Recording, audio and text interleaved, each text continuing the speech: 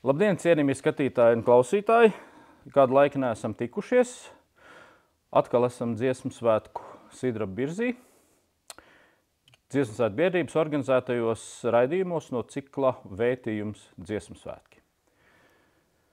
Šodien pie mums ciemos ir, kā man te ir katrs iesūtījis aprakstu, kā viņu nosaukt, Inga Vasiļeva, Latvijas skola jaunatnes dziesmu un deju svētku rīcības grupas vadītāja. Daina Markova, muzikoloģe, vispārējo latviešu dziesmu un deju svētku izpildirektore iepriekšējo. Ģirds Majors, ļoti vienkārši koncertu un festivālu rīkotājs. Sākšu ar jautājumu visiem. Jums būs jāpadalās ar mikrofonu. Tas nozīmē, ka jūs nevarēsiet viens otru pārkliegt, būs uzmanīgi jāklausās. Kas jums katram ir dziesmu svētki? Un es nedomāju tikai lielie, bet abu svētku konteksts. Kurš būs drosmīgākais? Tā. Mana dziesmu svētku nozīmē ļoti daudz, un es vispār nevaru atbildēt īsti šo jautājumu, tāpēc, ka tas man ir ļoti svarīgs process gan personīgi, gan, es teiktu, jau no bērnības, gan skolas gadiem. Tie ir cilvēki, kas man ir apkārt, sākšu ar to, un tās ir manas zināšanas, tā ir manas pašas izaugsme, tā ir arī tā iespēja sajust tos cilvēkus, kas piedalās svētkos, un tad, protams, šī visa muzikālā puse, un viss tas mantojums, viss tā informācija, kas nāk tā kā caur mums, caur mūziku, un ved tālāk. Un arī tas ir kaut kāds tāds process, kas man ir, vai būšana, ko man ļoti svarīgi ir arī ielikt tā kā savos bērnos, un tad kaut kā tāda sajūta, drošības sajūta, tā ir kā turpināšanās sajūta. Un tāds ļoti liels spēks un tāda unikāla sajūta, kas nav nevienam. Drošības aspekts jau šodien ir ļoti svarīgs, tā kā es jūtu, ka tas kaut kā līdz mūsu tai apziņai lēnām aiziet. Man laikam atšķirībā no Dainas nav tādas ģimeniskas saiknes ar šo tradīciju. Es nāku no tādas bilingvālas ģimenes, kā tagad mēdz teikt, un manā bērnībā es mācījos Krievu skolā, un šīs tradīcijas vispār nebija, un īstenībā tas ir ļoti liels mīnus, ja mēs paskatāmies kontekstā ar integrācijas. Uzskatu, ka dziesmu svētki ir brīnišķīgs, viens no labākajiem integrācijas procesiem vispār, kas notiek. Un man tie dziesmu svētki manā dzīvē ienāca pat ne caur muzikoloģiju un konservatoriju, muzikas akadēmiju, bet caur aktīvu iesaisti šajā procesā. 2013. gadā, un jāsaka, ka man tas bija liels atklājums par to, ko spēja izdarīt daudzi kā viens un viens kā daudzi. Un caur šiem visiem gadiem es varbūt arī pieskaršos tam, ko Daina teica, tad, kad es pats saskāros tik tuvi ar šo kustību, es ļoti mēģināju tajā iesaistīt bērnus, un ar vecāko dēlu tas ir sanācis, un tā ir kopība, tās ir kopīgas emocijas, nevar noliegt, tas ir tāds labā veidā izpausts patriotiskums, un tā ir turpināšanās. Jo, man liekas, arī šajā vasarā kaut kā mums visiem bija tāda apzināšanās, kad mēs redzējām tos bērnus un jauniešus, ka mēs turpināsimies. Jā, man ar dziesmu svētki ir ienākuši tikai pieaugušā dzīves posmā manā dzīvē, un tad tā apzināšanās, bet man tā ir pilnīgi noteikti tās savas latvietības apzināšanās, arī tāds tautības apzināšanās, kur caur visskaidrāk, teiksim,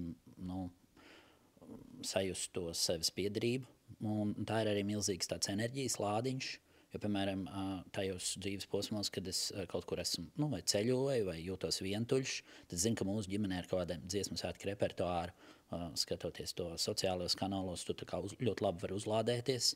Un jā, es domāju, ka tas arī, tieši tā, un tas ir arī milzīgs tāds kulturāls notikums, jo tomēr tas mākslinieckais izpildījums, tos dziesmu svētku galvenajos koncertos, viņš ir tāds, kas dzīvo ļoti ilgu laiku, un tāpēc tam ir, no visām pusēm tam ir milzīgs tāds vērtīgs. Personīgi, protams, tā ir tāda visspēcīgākais tas patriotiskais un savas tautības apzināšanās avots.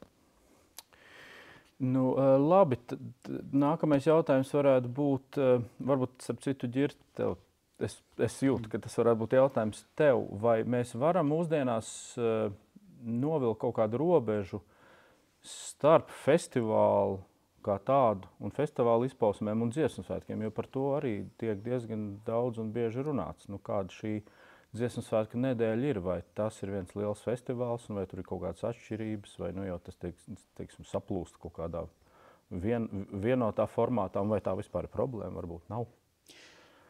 Es varu no tās savas personīgās pieredzes, kā es iepazinu to kustību, ka man bija iespēja tuvāk tam darboties, un skaidrs, ka es to pilnīgi citādāk iepazinu, nekā man bija priekšstats par to pirms tam. Man liekas, ka nav jābaidās, ka katram cilvēkam ir tāda sava izpratne par to, kā viņi uztver tos dziesmu svētkus. Es domāju, cilvēkiem, apmeklētājiem vai tautai, bet ir ļoti svarīgi, ka tas virsmākslinieku tas strateģiskais skatījums, ka viņam tam netiek traucēts, un šie mākslinieki var to kustību virzīt tajā virzienā, kādā, jo neviens labāk to nezina, kā šie virsdiriģenti un šie mākslinieciskie vadītāji, kas savā būtībā ir šis dziesmu svētku, vienalga uzdevums, forma. Un man šķiet ir, tāpēc ir divas lietas. Viena lieta ir šī vīzija, kas ir ļoti svarīga, lai viņi ir to cilvēku, atbildīgo cilvēku rokās, kuriem par to būtu jāatbild, kas tieši ir šie mākslinieciskie vadītāji, kur ir visu savu dzīvi no paudzes uz paudzes pārņēmuši šo būtību. Un to ir ļoti grūti saprast cilvēkiem no malas, un arī nevajag. Un tāpēc būtu svarīgi tās lietas. Bet nevajag baidīties, kad būs liela, teiksim, sabiedrības daļa, kuriem būs kaut kāds savs viedoklis par to, ka viņi to uztver kā vajag. Katrs savādāk izklaidējuši, mazāk izklaidējuši un tā. Un kamēr šī būtība, šī kvalitāte, jo latviešu dziesmu svētki ir tomēr īpaši ar to savu mākslinieciski augstvērtīgo tādu pieeju šiem svētkiem, un tāpēc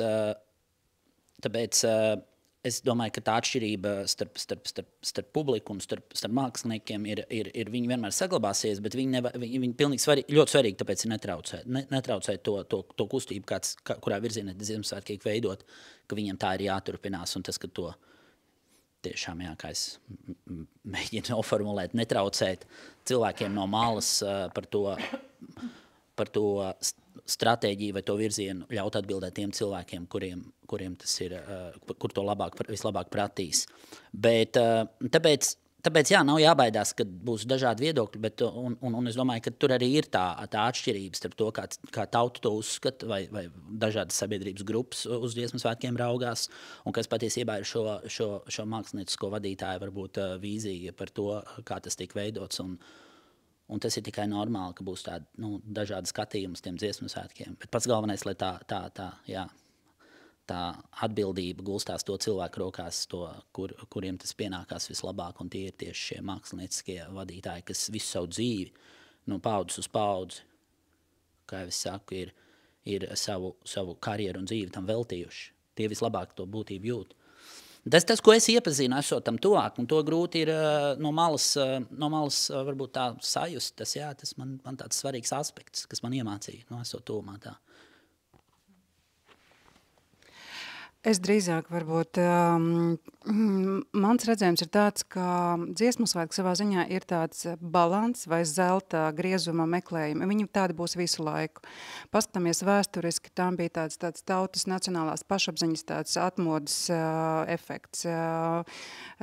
Pirmās Latvijas Republikas laikā, tad pirms Otrā pasaules kara, sākumā viens efekts, bet pēc tam jau tomēr kaut kā mainījās un mainījās laikam līdzi padomu laikā. Īpaši pēdējos gados mēs atkal redzam, ka tam atkal bija cits saturiskais sloks. Un arī šajos laikos, kuros mēs dzīvojam, man liekas, mums ir tas, kur ir tas, noslēpums vai atslēga ir atrast šo balansu, jo mainās cilvēki un nenoliedzami. Tomēr arī, kā Ģirds minēja, ir svarīga šīs mākslinieckais tāds virziens, bet šis laiks ir tāds, kad arī cilvēku vai tādam kopienai, man šis vārds varbūt ne tik ļoti patīk, bet arī dalībnieku prasības, viņas mainās, un cilvēki gaida gan šo mākslinieco piedzīvojumu, tas, uz ko viņi iet, lai arī cik grūti iet un cik grūti par to strīdās, un vienmēr tur kaut kas nav labi repertuārs, ne tās vēl nekas, visas grūtības tiek pārvarēts, un finālā jau visi ir ļoti priecīgi par to mākslinieco rezultātu. Bet tas, kas cilvēkiem vēl ir nepieciešams, arī šī kopā būšana ne tikai māksliniecko notikumu radot, bet arī ap to. Tas ir kaut kāds šis laiks, kurā mēs atkal skaidri jāsaprot, ka, piemēram, tehnoloģijas, mēs jau tik ļoti daudz viens ar otru vairs nekomunicējam tieši, un iespējams, ka dziesmu svētki vispār tādā nākotnes perspektīvā būs brīnišķīgs skola jauniešiem, un mums pieaugušiem prakse būt vienam ar otru, neaizmirst šīs te iemaņas. Līdz ar to, teiksim, man atbilde, Mārtiņ, tā īsumā uz tavu atbildi, tas ir balans starp vīziju un balans starp to, ko vēlās sagaidīt dalībnieki un sabiedrība. Tas nav viegli atbildāms jautājums. Jā, es tā kā gribu vairāk provocēt varbūt uz to pašu procesu un to starposmu tradīciju kā tādu. Jo tu saki, mēs komunicējam mazāk un diez vai būs pietiekams ar to, ka mēs 5 gados reizi komunicēsim. Ja? Tāpēc man liekas, ka tas ir vēl plašāks skatāms jautājums. Jā, nu, arī klausoties jo Ģirdu un Ingu un pieliekot to mūsu kopējo pieredzi klāt, tad es arī piekrītu Ingai, ka laika mainās, un jautājums arī tas, ko mēs definējam kā festivālu, vai mēs runājam tiešām par procesu, un šis mākslinieckais uzstādījums, kas vienmēr Latvijā bijis ārkārtīgi augsts, ārkārtīgi pret sevi prasošs, ļoti bieži, ļoti būtiski, ka izveidojas tā sinerģija, ka tu jūti to savu dziedātāju, ko viņš grib, kā viņš jūtās, jo tas ir tiešām kaut kas gandrīz vai lielāks, es teiktu, nekā mēs katrs individuāli šie svētki, šī tradīcija, tas, ko mēs katrs un dažādi sagaidām. Un, ja runā par šo te starpsvētku posmu, vai pa gala formu, vai šo starpsvētku posmu, tad es pat arī iesaistījos koru kustībā pēc šiem svētkiem, pēc daudziem gadiem, un es gribēju saprast, kā tas ir dziedāt vienkārši korī savā novadā. Un es varu teikt, ka tā kustība ir ārkārtīgi aktīva, tie cilvēki ir ārkārtīgi aktīvi, radoši, prasīgi, un viņi zina, ko viņi vēlas arī piedzīvot šajos svētkos. Un, teiksim, ja iet kopā uz šo mērķi, sajūtot, ko grib šis dalībnieks, šis dziedātājs, un arī vienlaikus spējot izvirzīt šo te māksliniecisko ambīciju, tad, es domāju, tas rezultāts ir brīnišķīgs.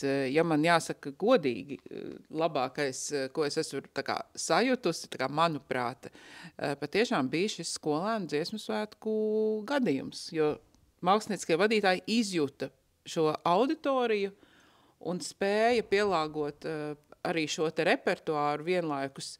Nu, tur var strīdēties, mēs varam strīdēties, tas bija vai tā, vai kaut kas varēja būt mazāk, kaut kas varēja būt vairāk. Teorētiski visi mēs esam vai ne, pēc cīņas gudrāki nekā pirms cīņas, vai ne, kā tas viss strādās, bet tas, ka tika sasniegts, kad raudāja visi pie ekrāniem un ka raudāja estrādē, tas tomēr kaut ko rāda.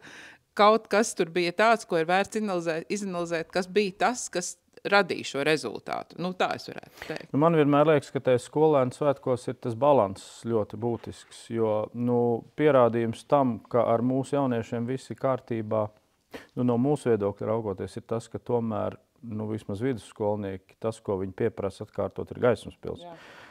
Tas un pūtvējiņus, jo es biju augšā ar viņiem kopā, gan ģenerāla mēģinājumā, gan koncertā. Man te bija paredzēti vēlāk daži jautājumi attiecībā uz šo, bet man liekas, ka īsti tagad tas varētu būt arī kā reizi, ja mēs parunātu par to situāciju, kad svētki apauga ar un īpaši, teiksim, tie lielie centrālie pasākumi, viņi apauga ar visu, tā teikt, šoubiznesam, pienācīgām lietām, ar pievienoto vērtību, ar šovu elementiem, ar mūsdienu tehnoloģijām un tā tālāk. Ja mēs salīdzinām mūsu svētkus ar igauņu svētkiem, piemēram, tad tur ir tas vairāk kā tāds, manā skatījumā, tāds tā kā rituāls, kurā cilvēks sanāk, kur nekā nav īstenībā, nav ne scenogrāfija, nav ne gaismas, viss tur notiek visu dienu, viss vienkārši sanāk un dzied. Vai tas mūsu klausītājs un tas dziesmu svētku apmeklētājs nav drusciņi izlutināts šai ziņā? Un vai, ja mēs izziņot tagad, ka koncerts būs 12. pa dienu, a cappella, bez apskaņošanas, bez scenogrāfijas, cik cik tālu un kāda būtu šī situācija? Vai mēs mācētu atnākt vienkārši un sēdēt un klausīties akapelu dziesmas? Mātiņa, es teikšu tā, 12. dienā neviens koncerts dziesmu svētkos brīvdabā netiks izsludināts. Varu pateikt vienkārši iemesli. Ir milzīgs risks, ka būs plus 35, plus 32 grādi un to negribēs. Nu, es tā ne nosacītu. dziedātāji, ne dalībnieki, bet varbūt Ģirtu kā nāc no cits jomas. Es domāju, ka tā atbilde slēpjas tajā, ko dāmas jau arī, man liekas, centās varbūt pieminēt ne tiešā veidā. Ļoti svarīgs aspekts ir, lai šie svētki, kā lai pasaka, ir interesanti dalībniekiem un dziedātājiem.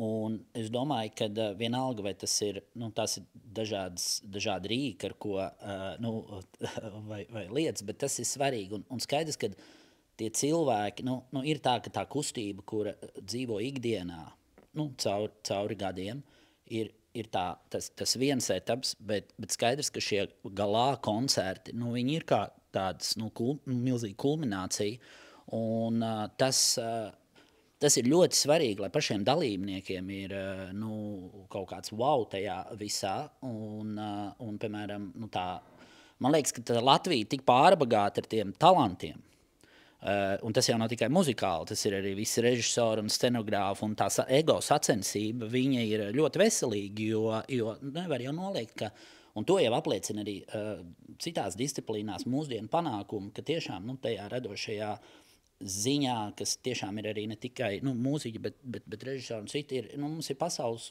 klases talanti. Un tādā ziņā tas ir ļoti labi, ka dziesmu svētkos tam visam ļauj izpausties. Un mums ir tie koncerti, tiešām ārkārt. Es nedomāju, ka no tā ir jābaidās. Tāpēc, ka tas ir gan pašiem dalībniekiem, man liekas, ļoti, ļoti svarīgi, ka viņi to redz tad mūsdienīgi. Tas ir mūsdienīgi. Savukārt, Igauņi mēs paši esam bijuši tajos Igauņu svētkos, un tie ļoti mīļi, tas ir vienkārši citādāk. Bet tas jau pie mums... cilvēki nesaprast varbūt sākumā, kas tas ir, mēs tomēr esam, bet man liekas, tas arī, tas ir tas ceļš un virziens, kas ir uzņemts jau ļoti ilgu laiku, ja sevišķi, man liekas, atjaunotā Latvijas laikā, tas ir bijis arī tāds, tehnoloģisko progresu, ko pie mums var īstenot, izrādes laiks dziesmu svētki. Tas ir arī es domāju, šiem mākslinieciskiem talantiem scenogrāfijā, režijā, nav citas formas, tādas lielbudžeta formas, kurās tās idejas var tikt prezentētas un īstenotas, un pats galvenais, lai tas process ļauj tur nokļūt labākajiem, ja? Un tad man šķiet, tas viss ir ļoti saprotam, kāpēc mēs tajā virzienā dodamies, un kaut kādā ziņā arī atšķiramies no kaimiņiem, jo būtu ļoti grūti runāt. Mēs vienreiz ar Mārtiņu esam bijuši Igaunijas dziesmu svētkos, un man viņi ir ļoti patīk. Tas ir ļoti, ļoti mīļš pasākums, bet tiešām tas ir citādāk, un tā vienkārši, nomainot to, tu izslēdzot gaismu un ieslēdzot atpakaļ, un tas ir kaut kas cits. Tas, protams, cilvēkiem būtu mazāk saprotams, bet jebkurā gadījumā atkal, režijā jau arī tā kvalitāte, un kā, ja tu pareizi profesionāli izmanto tos, teiksim, rīkus, tad tu jau, tas ir citā valodā, tu panāc kulmināciju, un viņi var panākt kulmināciju. Es varbūt nedaudz konfrontēšu Ģirtam. Protams, jā, tas viss, ko tu saki, tiešām tas ir savā ziņā tāds mūsu izcilības un mūsu sasniegumu, un mūsu arī tāds tieksmes un pēc izcilības pierādījums, bet šeit jautājums ļoti vienkārši. Cik mums ir finansējums? Piedod, ir finansējums, jā, mēs to varam atļauties, nav finansējums, ir jāmeklē tomēr citi risinājumi. Un īstenībā es varbūt varu pieminēt šo vasaru, jo diezgan mērķtiecīgi, bet, protams, ņemot vērā auditoriju un finansējuma apjomu. Tātad skolēnu svētkos gan D-koncerts Daugavas stadionā, viņš apzināti veidots dienas laikā, tātad 11.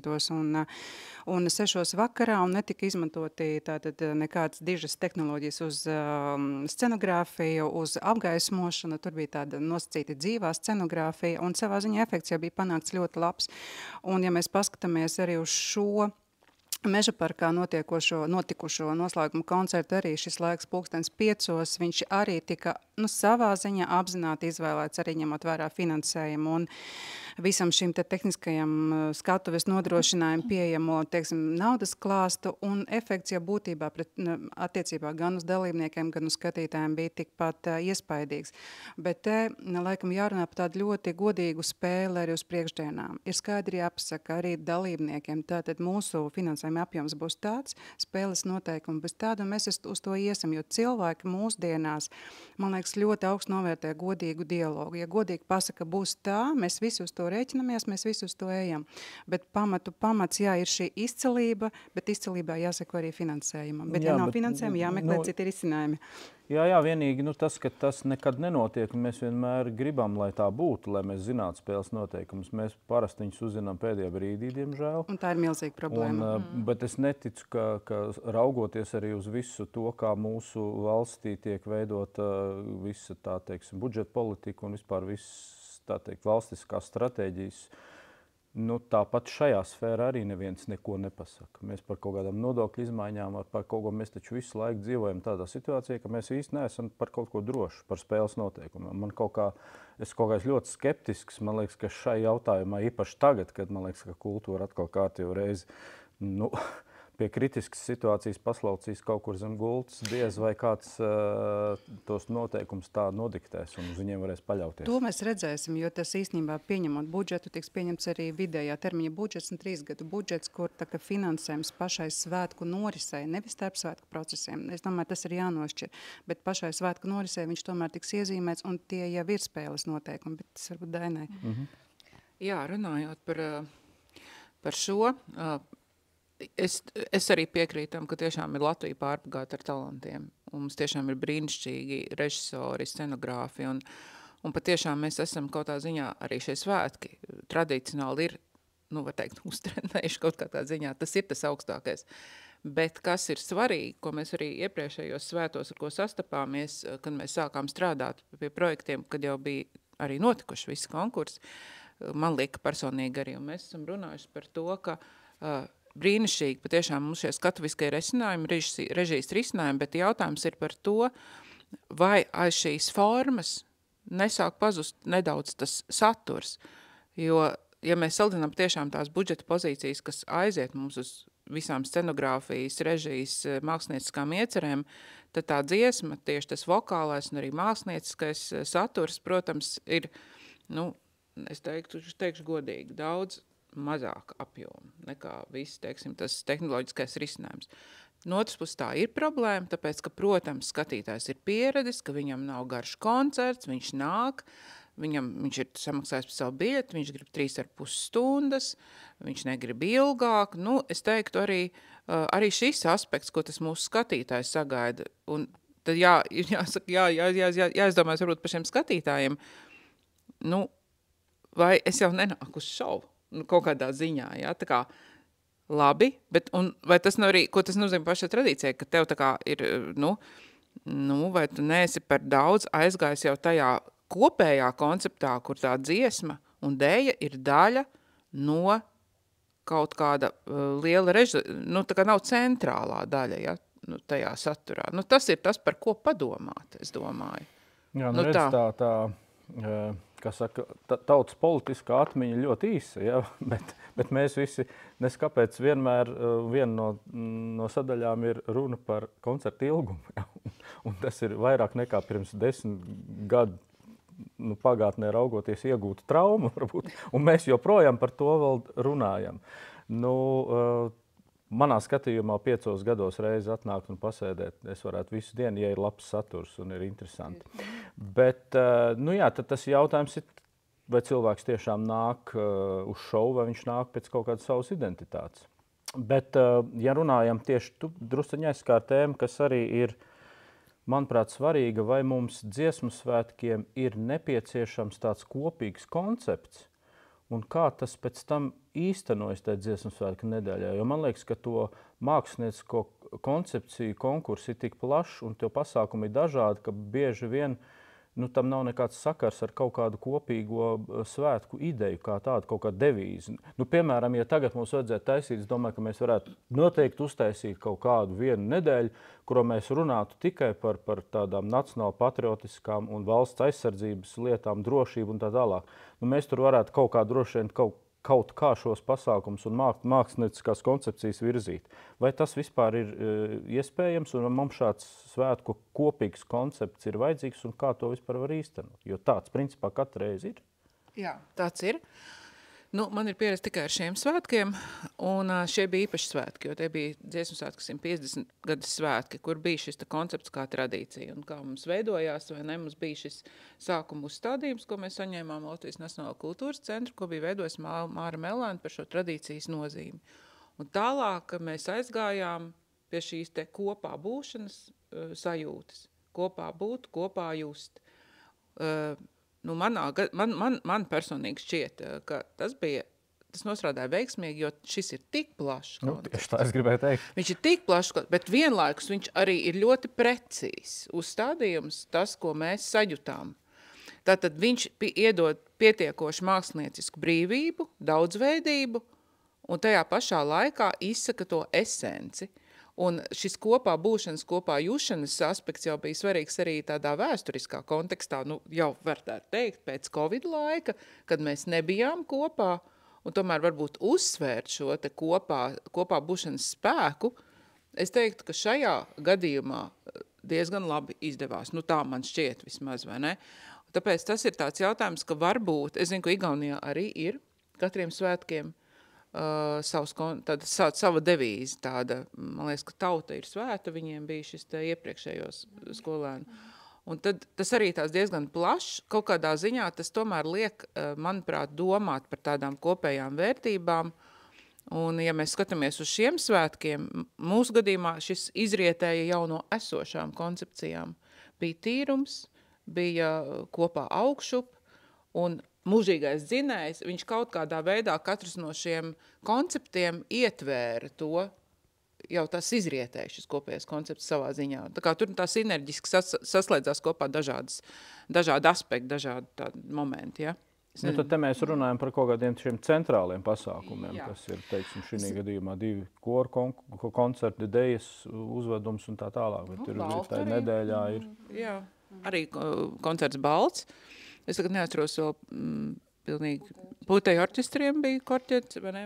Bet, zini, es nedaudz papildināšu un varbūt tā saprecizēšu, Mārtiņ. Viens ir šīs tāds mākslinieckais koncepts, tāds kā virssaturiskais, varbūt tāds virziens, un otrs ir tāds komunikatīvs sauklis drīzāk, vai tāda, nezinu, kā mēs varētu nosaukt, ja mēs skatāmies par 23. gadu, tas lielais virsmeņš bija šī tradīcija, 150 gada, un savukārt šī jau komunikatīvā šīs veidos, viņš jau izveidojās kopā ar vizuālo identitāti, kad jau mēs kopumā skatījāmies, kā to lielo norisi, komunicēt un arī, tālāk virzīt.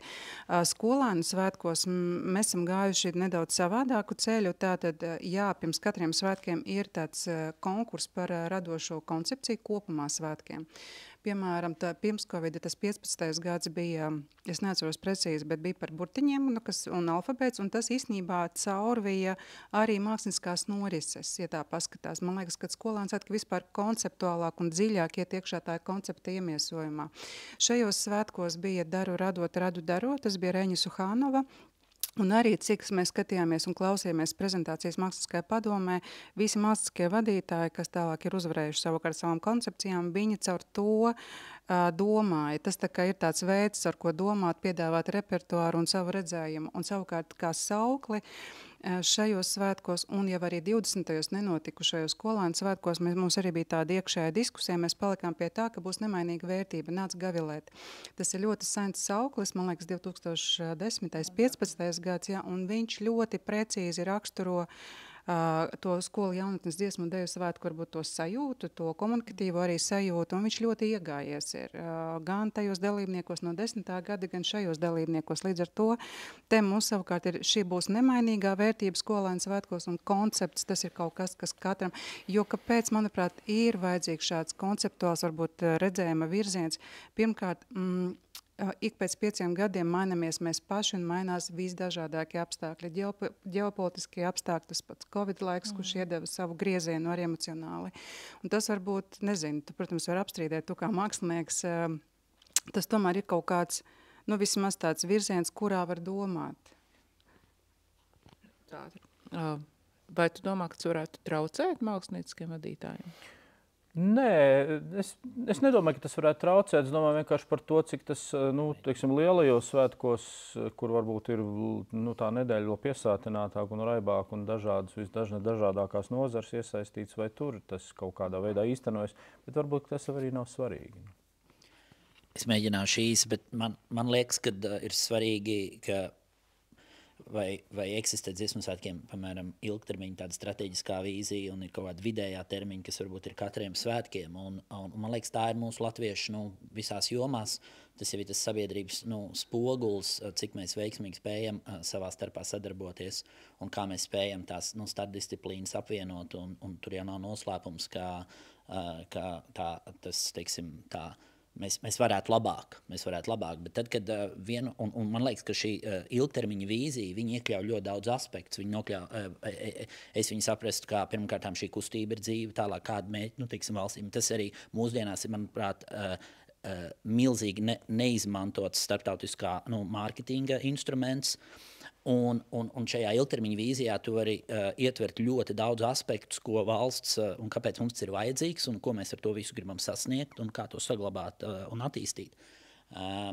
Un panākot to, ka zem tā spēj parakstīties vai atbalstīties visas iesaistītās puses, tas jau ir milzīgs darbs. Un tad, jo bez vīzijas ir, veiksmīgā privātā biznesā tikai tā attīstās projekti.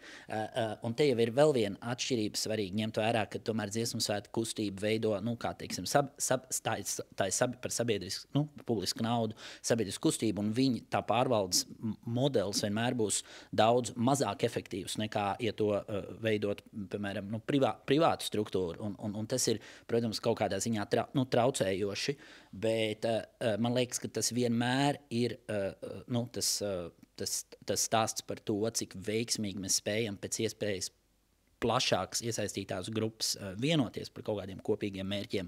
Un tajā jau nevienā nodarbē mēs neesam tādi pirmrindnieki, un mums tur būtu daudz ko uzlabot. Bet man šķiet, ka tas ir jautājums, vai šī ilgtermiņa, un ja būtu ilgtermiņa stratēģija, zem kuras tomēr spēj parakstīties, iesaistītie, un tad ir šī vidēji kaut kāda stratēģija, kas katiem nākamajiem svētkiem, tas ir daudz vieglāk strādāt, jo tad ir vienmēr tā atbilde, uz ko iet. Pretējā gadījumā ir daudz vieglāk rasties tai ego cīņai, kur vienkārši skaļākais, kurš kaut ko pieprasa, izsit kaut kādas savus mērķus vai intereses vai idejas, bet jebkuru projektu vadīt daudz efektīvāk ir kaut kādas, teiksim, šī stratēģija, pēc kuras tomēr tu vadās un kāpēc to ieju. Tad ir mazāks iespējas kādam kaut ko citu, piemēram, vienkārši tā klikt.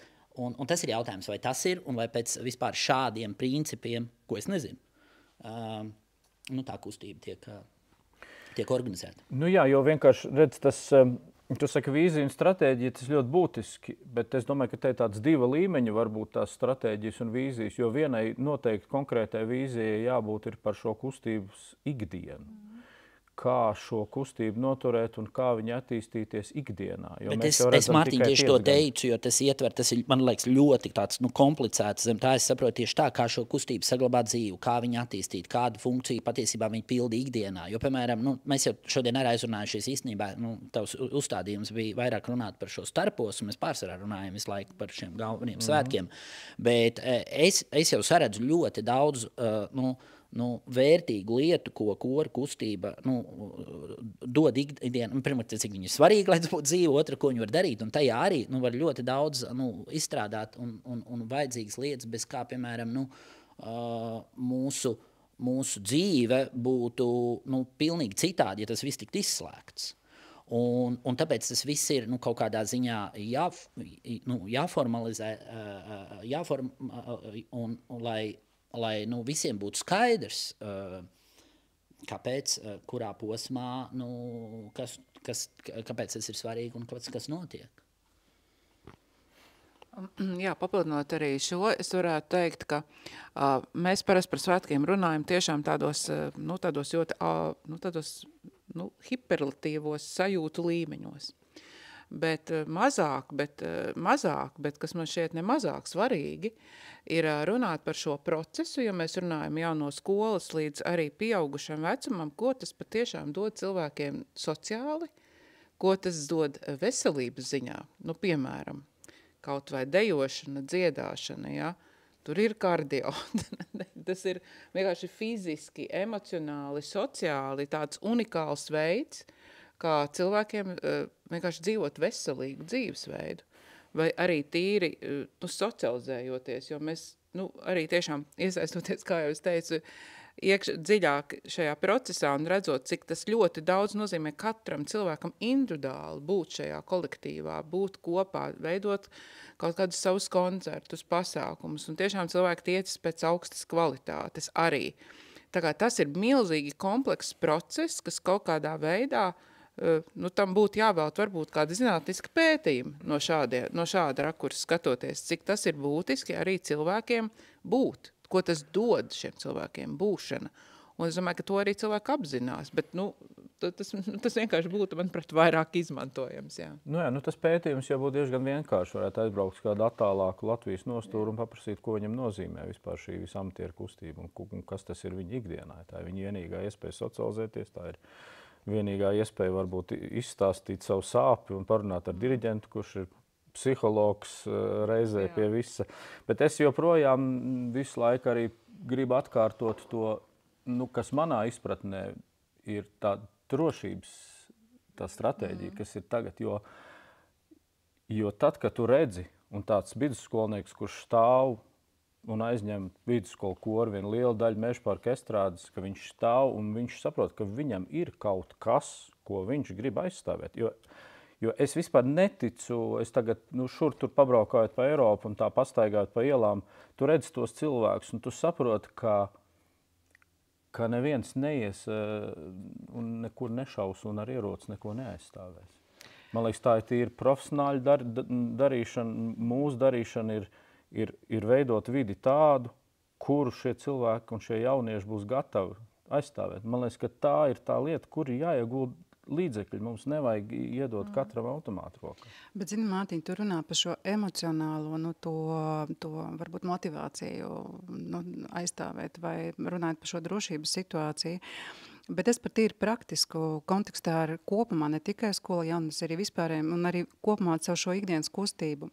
No tādiem drošības aspektiem šī kustība māca būt kopā, šī kustība māca būt kopā, disciplinēt uz vienu mērķi, un man liekas, protams, var runāt tādās pieņēmumos, bet arī skatoties gan vispārējos dziesmu svētkus 23. gadā, kad jau sākās karš Ukrainā, gan arī tagad skatoties, ir pilnīgi skaidrs, ka kaut kāda šī sabiedrības daļa, viņa varbūt ir motivētāka, disciplinētāka, un viņu var īstenībā ļoti ātri un labi apziņot. Mēs vienkārši varbūt to visu tos varbūt ieguvumus no šīs kustības līdz galam pat neesam apzinājušies.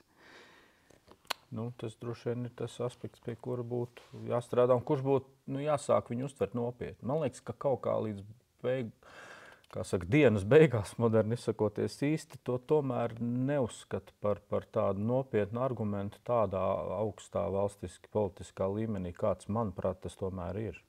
Neapšaubām, un arī šī spēja sadarboties, ieklausīties, ja? Pat ieklausīšanās dziedot. Un tas, ka tu ieklausies dziedot, ka tu varbūt neapzināti tā kā ieklausīties, saprast, sajust, un tiešām sadarboties, un disciplinēt, un tā disciplīna, ka tev jābūt, un arī grūtību pārvarēšana, kas arī nav maz svarīgi. Mēs ejam pretī, un mēs domājam, ar labbūtības jautājumos, un tas viss ir pareizi, un mums to vajag darīt, bet tās tomēr vienmēr būs grūtības. Un tas no vienas puses nav slikti, tāpēc, ka tas ir treniņš. Ekstrēma situācija, kādu, starp citu, bija arī šogad. Neikdienišķa situācija, arī tas ir treniņš.